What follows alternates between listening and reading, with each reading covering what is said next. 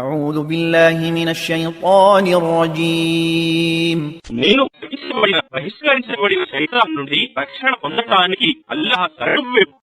يسألك الناس عن الساعة قل إنما علمها عند الله وما يدريك لعل الساعة تكون قريبا. ప్రజలు నిన్ను అంతిమ ఘడియ పునరుత్థానమును గురించి అడుగుతున్నారు. వారితో ఇలాను, దాని జ్ఞానం కేవలం అల్లాహకే ఉంది, మరియు నీకెలా తెలియగలదు? బహుశా ఆ ఘడియ సమీపంలోనే ఉండవచ్చు.